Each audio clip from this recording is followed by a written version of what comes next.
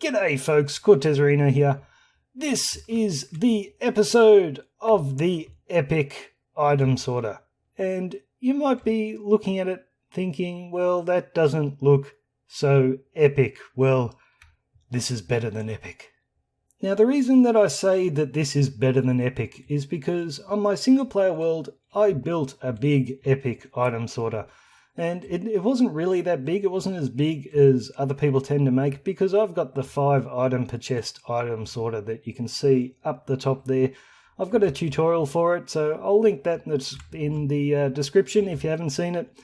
And so I can fit a lot of items into a very small space. And so my big item sorters are a bit smaller than other people's. But still, it involved a bit of walking. So if I wanted one item, I'd come over here and grab it. And then, oh gosh, I've got to run over to this side and grab it.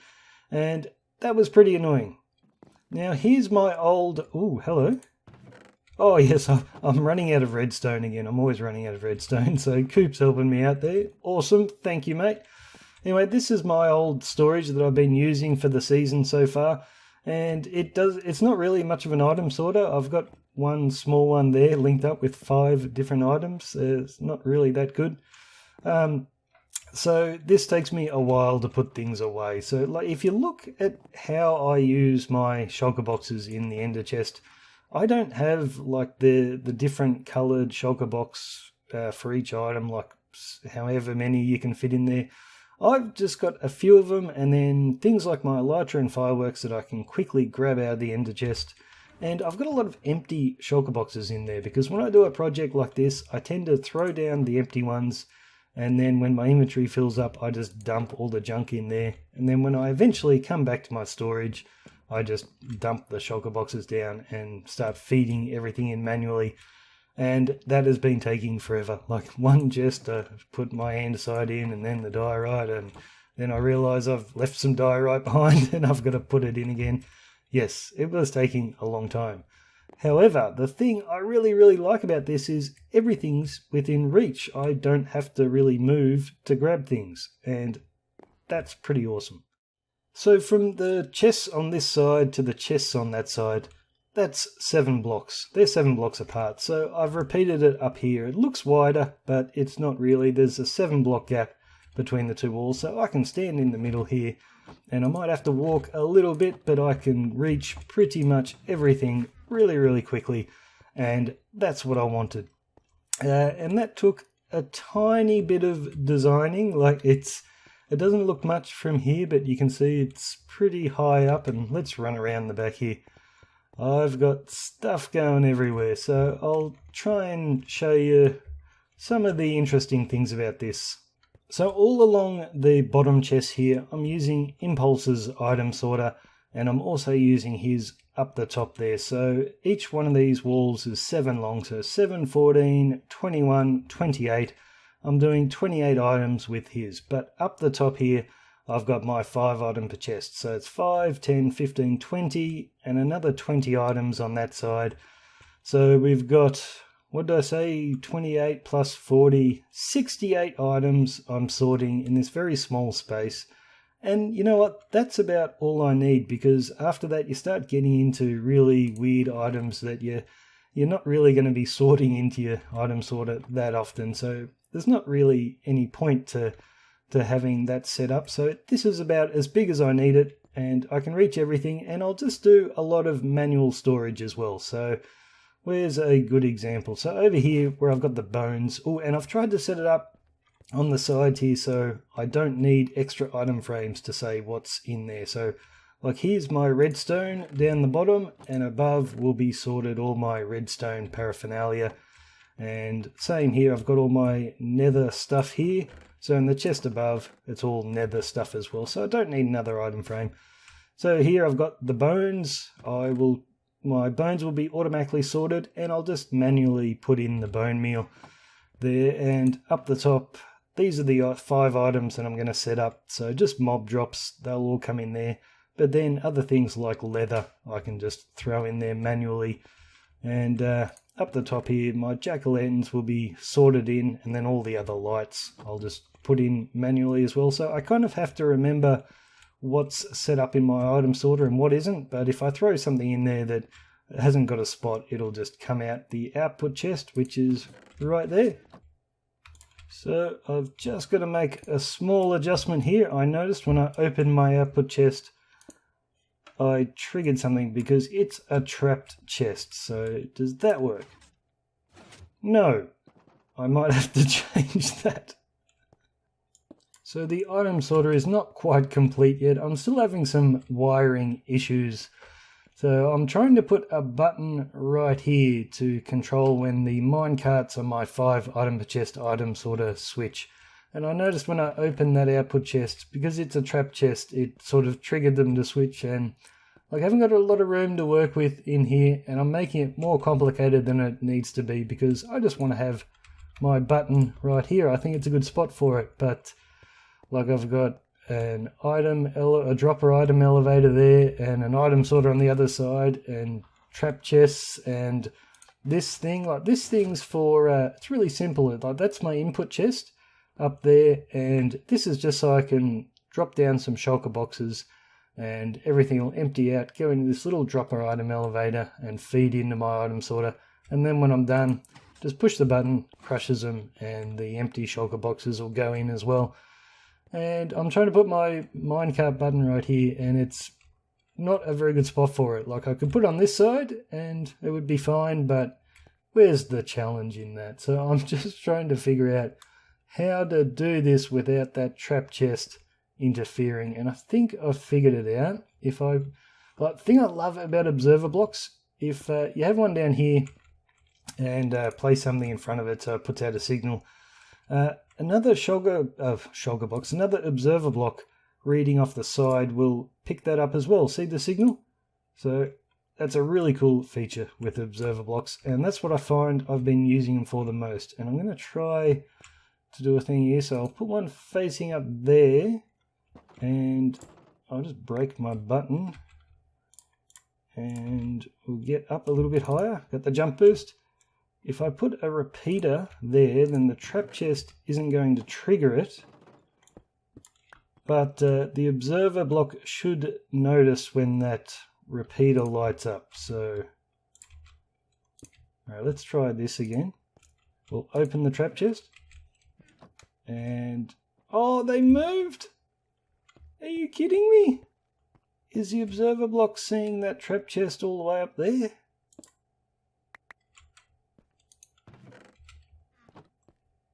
No. Okay, the trap chest, if I have a block there, that must be what's causing it. Well, that's not good. You know what? I just realized I don't need a button for my minecarts to switch. Now, the reason the minecarts have to switch is the 5 item per chest will only do 1 stack at a time. So if I feed in more than a stack, it's going to come through to the output chest and I have to feed it in again. So to reset that all the 5 item per chest item sorters, I just get the minecarts to switch, and then all the items they've collected will be emptied into the chests and it'll be fresh and ready to collect 5 more items. So that's why I have a button. Usually when I come in just before I feed items in, I press the button, get them to switch, so they're all ready to go, and then I feed more items in. So if I'm just entering the item sorter, I can use that button to set it off because I won't have put my shulker boxes down yet. So let's just rig up something here. I can just read off one of those pistons. So an observer block facing that piston right there. These things are hard to place. So let's, I might have to break this. Okay, come on, come on. Did we get it? We did. And is that going to break anything over there? No, it's not. Let's put the chest back. Okay, so moment of truth. Trap chest. Open that up. And cool, nothing happens. This button. Yes! Okay. It lagged for a second then. Alright. So that signal just runs up to this repeater here and runs along the top as you can see, around there, and that just triggers all my minecarts to switch. And I might quickly explain to you how the 5 item chest item sorter works. Or not, actually. No, I can't be bothered. Just watch the tutorial and you'll be able to figure it out. So one thing I really wanted to be careful of when building this was lag, because I noticed in my single player world I would get a slowdown of frame rate every time I fed items into it. And the reason is, see, I've got 2 levels of item sorter here. So there's one down the bottom and then another up the top. So I'm using the 5 item chest item sorter up the top there, then a regular one, then back to the 5.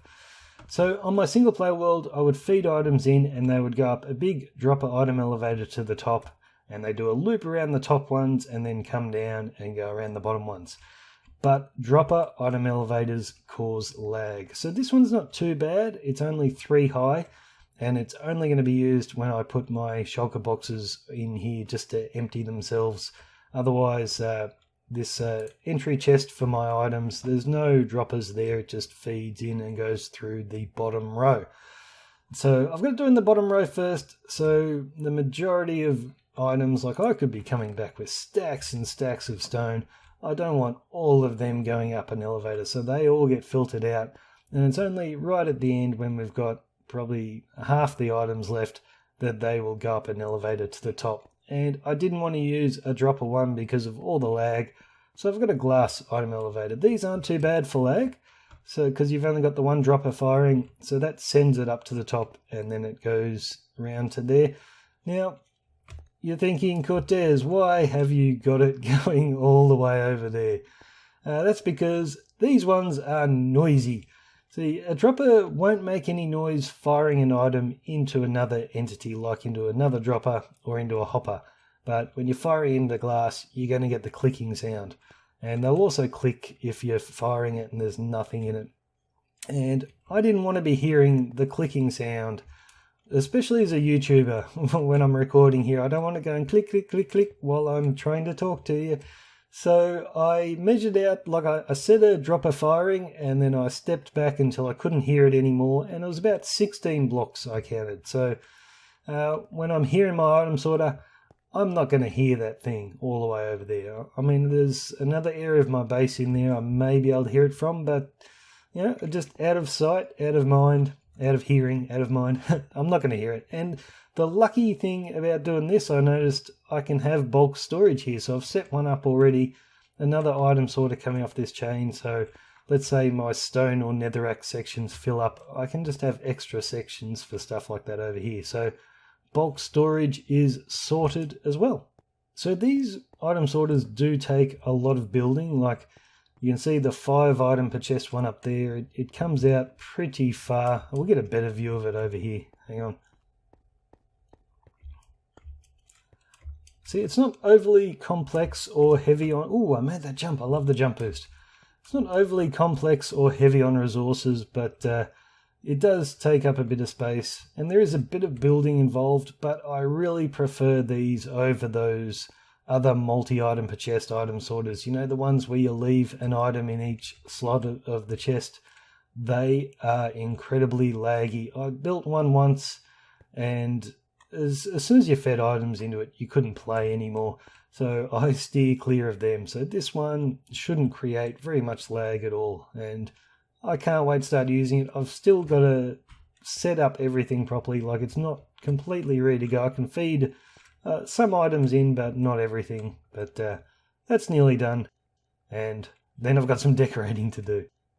So just before I built this item sorter, I did 2 really big builds. I did the netherwort farm in the nether and my villager trading hall. So after finishing them, I really didn't feel like building.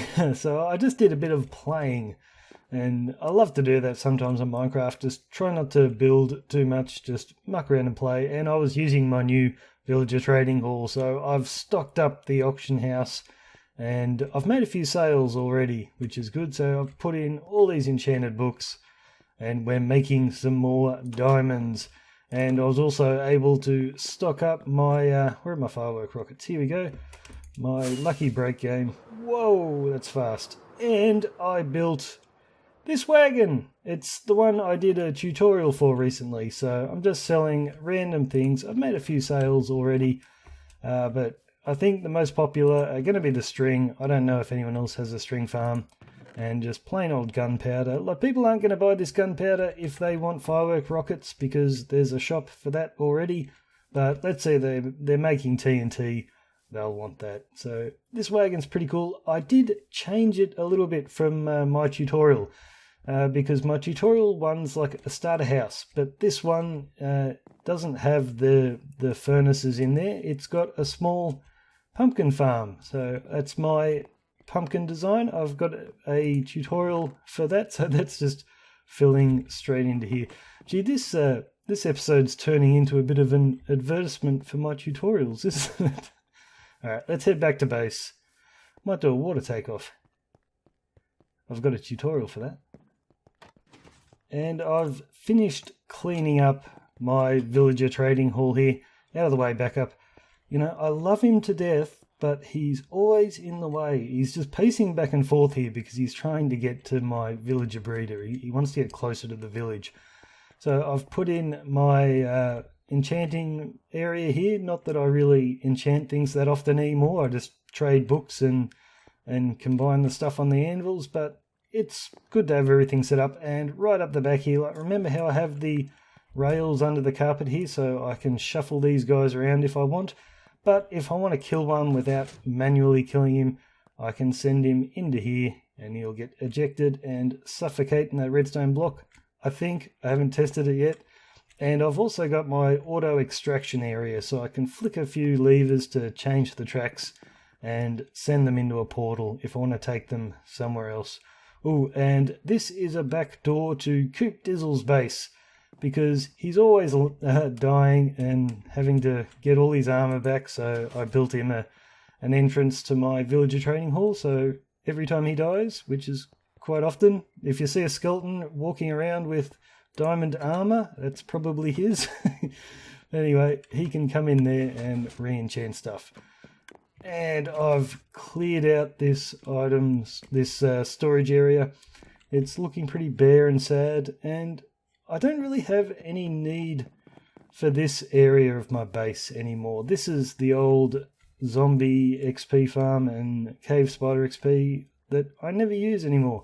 So I think I'm going to relocate this portal up here where I've got this, where is it? Here it is, this smelter, and I'll just rip that out because I've already built the new and improved smelter.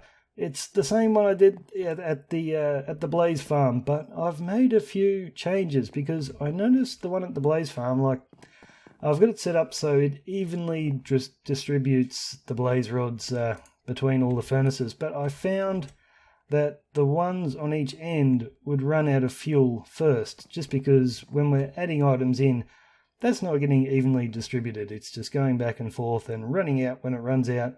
And so the ones on the end tend to get more items. So I've just set up the fuel now for exactly the same system that the whatever I'm smelting uses. So the design's a bit smaller, and hopefully things will stay a bit more even in the furnaces there. And I'm not sure about this yet, but I put a little glass thing in the floor so we can look down onto my creeper farm and watch the creepers burn up there. So it's pretty cool to be able to see down there, but I'm not sure if it really fits into the scheme of the base here. But anyway, I've done a little bit of work here. I've finished putting all the items in and started putting a floor in. I'm adding in some sandstone now. I think it looks awesome with this wooden floor. And I started playing around with some roof designs, but I don't know, this room is so big, I'm kind of considering putting the ceiling all the way up there, but I'm not sure yet. And the last thing I want to show you is this right here. I'm really, really excited about this. I love it.